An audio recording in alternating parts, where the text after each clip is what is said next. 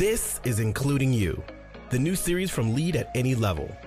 Including You features stories from chief diversity officers and other executives who are creating inclusive cultures in their organizations. Our goal is to show what's working in companies just like yours, to give you the tools you need to keep pushing for progress in your own workplace. We want to create belonging and opportunity for everyone, including you.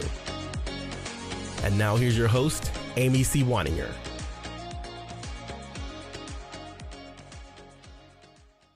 Welcome back to Including You. I'm your host, Amy C. Waninger at the Inclusion Catalyst. My guest today is Evan T. Green. He is the Executive Director of Justice, Equity, Diversity, and Inclusion, or abbreviated the Ed Jedi, of Portland State University School of Business. Their mission is to create positive social, ecological, and economic impact through inclusive, transformative learning and meaningful research. Portland State University School of Business employs about 150 people. Evan, welcome to the show. Thank you, Amy. Pleasure to be here. I'm so glad to talk to you, and I love your title of Ed Jedi. And I know it's a very brief acronym for a very long title, but I wanted to ask you, why is putting a focus on justice, equity, diversity, and inclusion such a priority for the School of Business at Portland State University? I think it's a great question. This role was created about 1.5 to 2 years ago, just towards the end of COVID. Quite frankly, though, it was a growing out of many conversations around how do we support our underrepresented students within the School of Business while also supporting faculty and staff in the School of Business as well, with also a lens around recruitment and diversifying the demographics, quite frankly, in the city of Portland and the state of Oregon are really skewed towards majority populations, while very small numbers of Black Americans, Latinx folks from other marginalized backgrounds. Our School of Business is unique in that it is one of the few urban institutions in the state of Oregon, and we're one of two, I'd say, large institutions in the city of Portland. So that just basically means that the people who live in this community are relying on Portland State to get an education. And just as things have worked out over the years, we've started to really become a majority minority School of Business, and understanding that our population has shifted. There was an understanding at this time, or at this point, that we needed to be able to make sure we positioned ourselves to support our students and faculty and staff in the best way that we could. We did a strategic plan about 5 years ago, and as part of that strategic plan, we had conversations about transforming the business community in Portland and really doing business differently. And for us, part of doing business differently is looking at ethnicity, looking at inclusion, looking at diversity and equity, really from lenses where we understand that we're going to graduate students into a business world that may or may not have started to really dealt with or grappled with some of these topics in the spawn of, or in the fallout, we'll say, of the BLM spring. I think people really started to realize that just paying lip service to a thing isn't enough, and that we really need to have some concrete activities and policies and practices that are supporting marginalized folks. So this position really grew out of that. And I think it's been an exciting opportunity to really, I think, be a leader in this space and a leader in really, I think, training a different type of business student. I think our students are gritty. I know many of them come from first generation backgrounds and are really the hopes of families are on the shoulders of many of our students. And quite frankly, not all of them are ready for that. And being in an environment like this can be really challenging if the proper supports aren't in place. So I think this role is really about creating those proper supports and nurturing everyone in the environment to be their best version of themselves and be successful, for that matter. Now, is your role focused more on student outreach to prospective students, to helping the students once they're in the school, or to working with community partners around the school, or is it a combination thereof? So I would say it's a combination of thereof, but if I were to create a hierarchy for the things you mentioned, I would say first and foremost, the role is really looking at policies and how those policies impact the environment, and really looking at how do we change policies, how do we train and educate our faculty on a way to be more inclusive in the classroom, which I think residually benefits our students and our student experience. So I think really the policy is a major part of it. Some of the areas or offices that I'm managing have a lens that's really directly focused on student success and student development. So again, I think everything kind of weaves together. Also understanding that just we are not exclusive of our community. I think just the way Portland is in general is that there's a shared belief that we all have a role to play on impacting and changing this community. So community partners, community stakeholders are really important. Not to mention we're in a business school, and quite frankly, networking is still important. I think having a degree, having experiences are huge, but still a lot of business gets done word of mouth, and really being able to have a network and having that ability to learn about opportunities sometimes before the larger population can be enormous, quite honestly. I would say that there's a lot of value for our community stakeholders as well, and especially from the lens of like, how do we support you with our talented folks to either, if you're an entrepreneur, how do we help you to come up with marketing for your business? If you're a large corporate entity, how do we train a student and graduate them into a job with you and have them be able to hit the ground running and really have value for your organization? A lot of times, just by virtue of my role, I'm in a lot of conversations with larger corporate entities that are like, hey, we really want to diversify our staff. We want to diversify the folks that we're bringing in. They become an ally and a partner with us, as long as we kind of feel good about the business that they're doing and really helping to ensure that our students are prepared to step into those types of roles, which again, I think residually benefits the city of Portland and helps to, I think, truly diversify Portland and diversify businesses in Portland. When you think about the landscape of businesses in Portland, and I don't want to get you in any trouble here, but do you feel like they're ready for the students that you're turning out? They're ready for this? And I don't just mean your students, but this next generation of workforce, because the expectations are changing among younger workers for what they want in the workplace, for how they expect to work and interact and do business, not just as employees, but as consumers. And it seems like to me, right from the outside, it seems like there's a lot of push and pull between the expectations of young people, young professionals or emerging professionals, and the kind of old ways of doing business. And there seems to be some tension there. Are you feeling that where you sit? Yeah. I'm not going to use the word tension. I'm going to say that it's a maturation process, and folks are on different ends of the spectrum or at different points on their journey, we'll say. I will tell you that we have a strong handful of organizations that have been, I think, trendsetters and trailblazers in the space and are really looking for what our students are bringing to the table. And to your point, the new young person, for lack of a better word, or the new kind of student, I think because of technology, because of access to information, there are, again, to your point, just wants that they have. And I think stereotypically you would say, oh, people just want to be paid really well. It's all about pay. I'd say no. I think this generation of kind of young professionals really want to be in places and spaces that I think speak to them on a more personal level, speak to their goals, speak to the things that they're passionate about. And quite frankly, we're now having conversations with students about like, how do you interview an employer?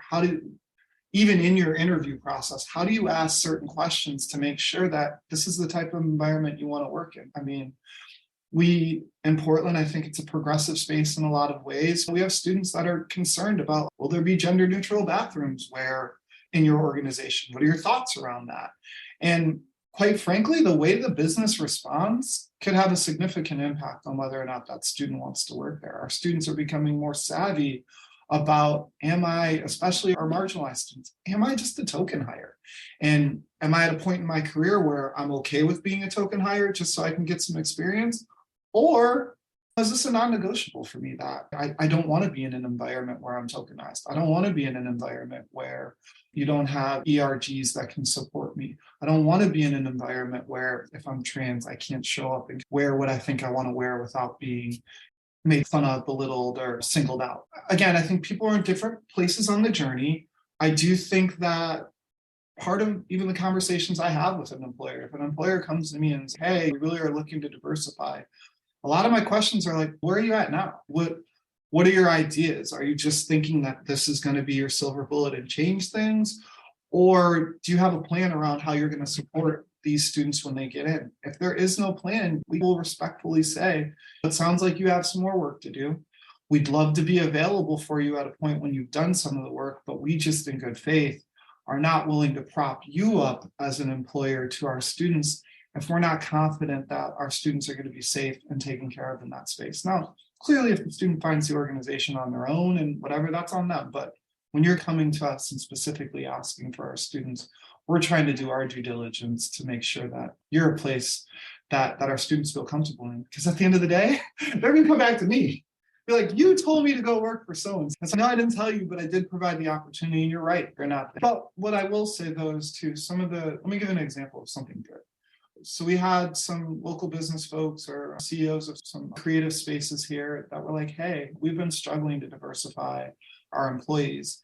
And it was like, I believe that there are diverse candidates in Portland that we can use. And then the other one's, no, I don't think there is. And like, I'm visualizing this back and forth. But the end result was, let's try it. So they created something called the Emerging Leaders Internship Program, which is specifically for underrepresented and BIPOC folks. And part of the deal is employers decide to opt in as a site for the summer.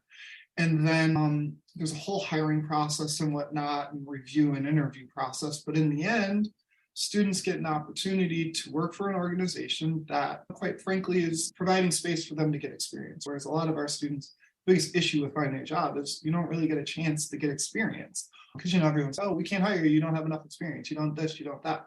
But with this group, they really do a great job of vetting students, identifying qualified students, and then finding placements for them.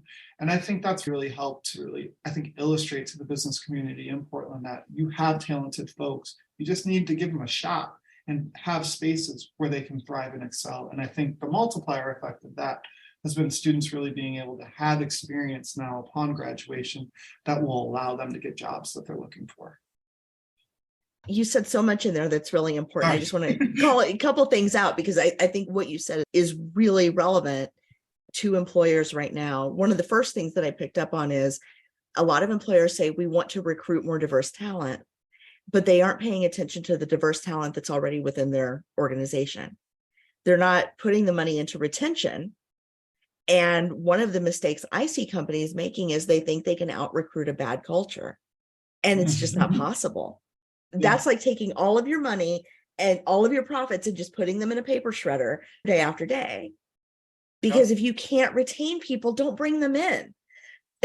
It's right. That's just simple mathematics. It feels simple, but I think people, it's because, again, it's not genuine. It's about ticking a box. It's about, we need 20 BIPOC people. So let's just get 20 people, not even thinking about what those 20 people look like or how they identify with the thing, what are the wants that they need. So it's because I think that's like the old computer thing, garbage in, garbage out. If you don't have a good model to begin with, you're not going to get the ultimate result that you want, which is, I think, systemic change. Yeah. And I think this notion of it's the chicken and the egg problem of how do I get experience without a job? How do I get a job without experience? Having something that's happening while these young people are in school. And I assume you have some non-traditional students in your program as well. But especially for young people that don't have work experience, giving them an opportunity to build experience while they're building their knowledge. So they're building knowledge and skill at the same time. They've got something to put on their resumes. And then having that, just that exposure. Because a lot of first-generation college students, a lot of first-generation professionals have never had exposure to a corporate setting or to the expectations of working in a cube farm, whether that cube farm is in real life or virtual. And I was in that position when I started work. I didn't know how to send a professional email. I didn't know. There were like certain unwritten rules of the workplace that I didn't know, and somebody had to pull me aside and tell me. And so having, I think, that marriage of the book smarts and the real world experience is going to set these young people up for success. But it's also a good reminder, I think, to the corporations that where people are starting from and what they need to have in place if they want to retain folks and give them a good shot at success once they come in. Would you agree? I would agree 1,000%. And part of the philosophy of what we do, our Jedi office manages 2 student-specific programs. One program, both are leadership development and kind of personal development programs. One, it's called Mavericks with an X, specifically designed for our students that identify as LGBTQIA. And then we have another program called Atmos, which is specifically for our underrepresented students. And we really define underrepresented based on race, ethnicity, sexual orientation, as well as socioeconomics. So it allows us to meet a lot of folks that are coming from a lot of different places. But in both of those programs, really what we're pushing, and specifically in Mavericks, is holistic development, right? So we're meeting with our students once a term for about an hour at the very least. But we're also taking a look at like resumes. What's your resume look like? How do we help support your resume to make sure it's where it needs to be so you can give it to employers? It's for this ELI program that we talk about, it's hosting mock interviews so that our students get experience with some of the questions they're going to hear so that when they do get to this interview setting, it's not new. They've already been exposed. They've already taken or started thinking about answers to questions. Additionally, within that program, we have a career development piece where we're identifying allies out in the community and stakeholders to come in and talk to our students. So it's HR folks, it's in spaces, creative spaces, because that's just the community that we live in, that our students ultimately want to work in. So we're bringing those people in to say, this is what we're looking for at our organizations. This is how you show up. The example that I always use, and there's folks out there from Nike that disagree with this, I'm sorry, but an example we like to use is you go to an interview at Nike, you probably don't want to show up in a suit and tie, right? Because understanding that industry, that's not what those people wear or what the culture is. So helping to teach, that each discipline or space that you're going in has its own culture. How do you show up for that? How do you learn about that culture prior? So you're not the guy at the interview in a 3-piece suit while everyone else is in Nike attire. And you're like, oh my gosh, I could have had a closet full of this stuff if I just knew. So a lot of what we do is to really prepare, at least through our Jedi office and through our student support stuff, is to really prepare our students for that. And we do exposure. We had a networking event yesterday evening where we brought students to a sporting event. Our feeling is that our students are going to go corporate. They're going to be in situations where they're going to need to be in a suite or in a skybox or something like that. They're going to need to not be overwhelmed by the moment. They're going to need to be able to be in that moment, be able to still network, be able to still sell a product if that's what they need to do in that moment, but not be so awed by the moment that they can't really get what they need done. So a lot of what we try to do is exposure and experience. And in many different ways, we try to expose our students to all the things they're going to experience in the world so that they can thrive once those opportunities come up. That piece that you just said is so important, because I sit here in Indiana, almost 50 years old, still intimidated by some of the spaces that I have to go in to do business. Because I've never been in a skybox at a professional sporting event. I was talking to somebody about attending the Kentucky Derby as part of an event. And I'm like, I don't own a hat. I don't know where to buy a hat. I don't know what a hat would cost. And I'm still at 50 years old thinking, what do I do if I'm in this situation? And my anxiety starts to bubble up. And I'm thinking, if you're a 20-year-old college kid, 22-year-old college graduate, and you've never been in those spaces, now you've not just got all of that anxiety, but there's also the age differential. There's so much at play there. Yeah, I'm sorry to interrupt, but even add that layer of all that and first gen. So you have no one in your network or who's done it before either. So this is all you first time. Not to mention just this thing in your head, like everybody at this level operates this way and no one's told them it's wrong. So I'm not there. I'm not as smart as, and everything just starts to, I think, become really heavy on you.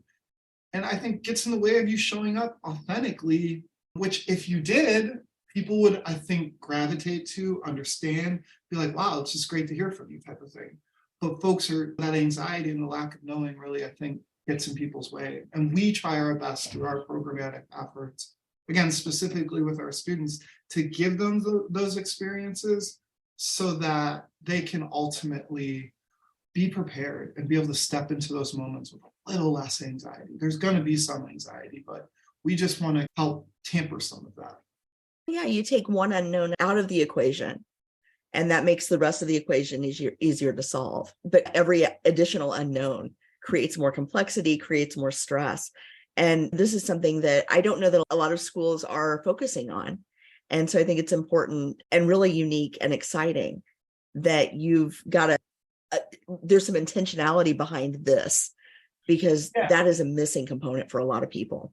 I got excited because, shameless plug, we went through this whole kind of strategic planning thing, and our decision was we are going to do things differently.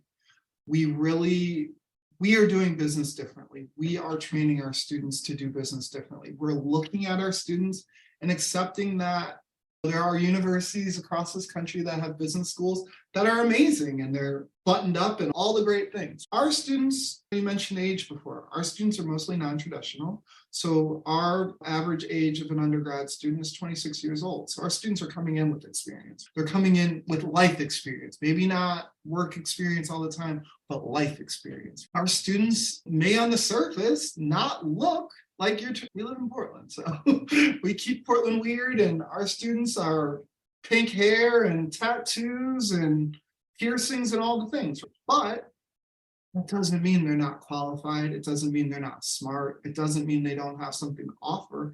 In fact, I think our students are grittier and bringing a lot more to the table.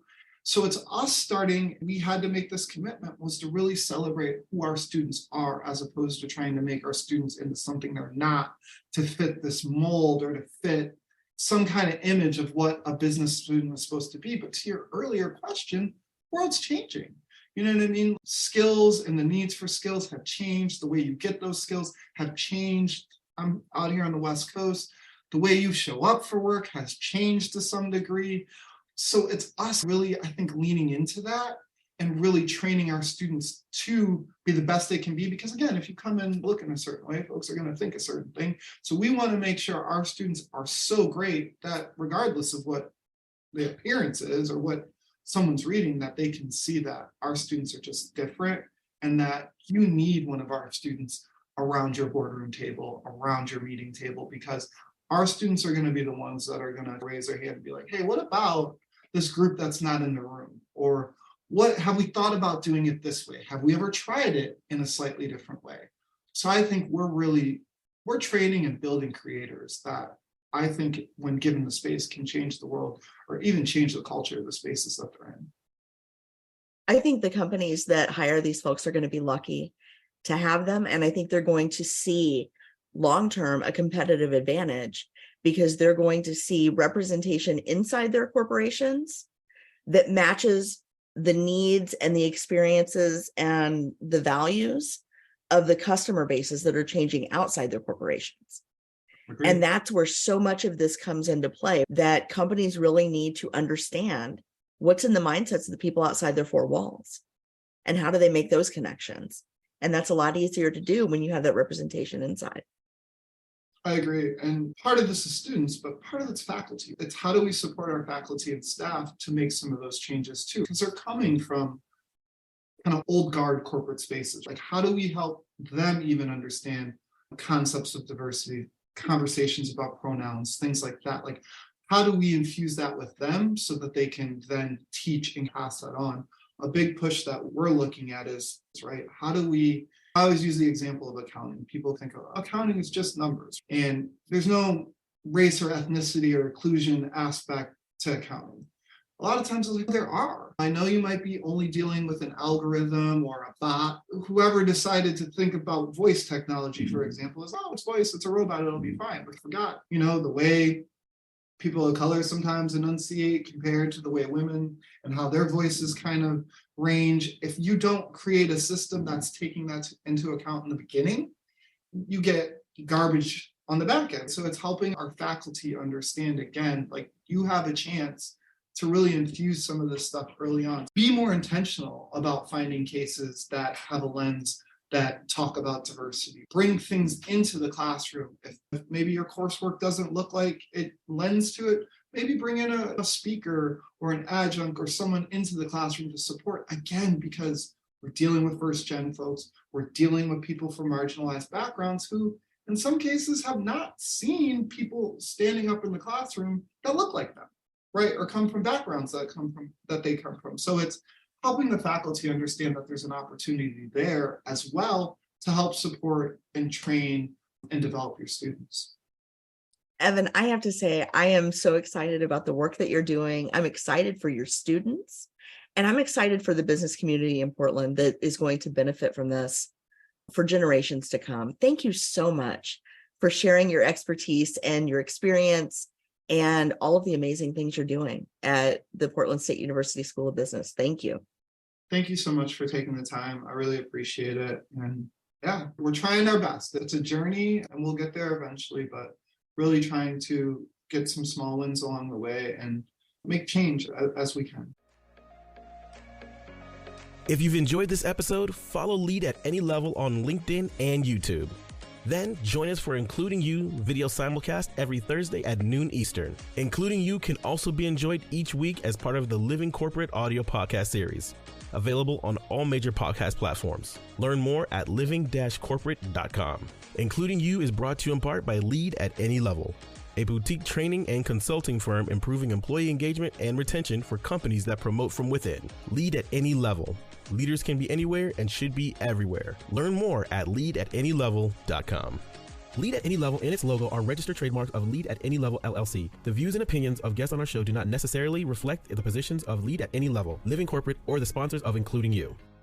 That's it for this week's episode of Including You. Be sure to join me next week when my guest will be Amy Barnard Bond.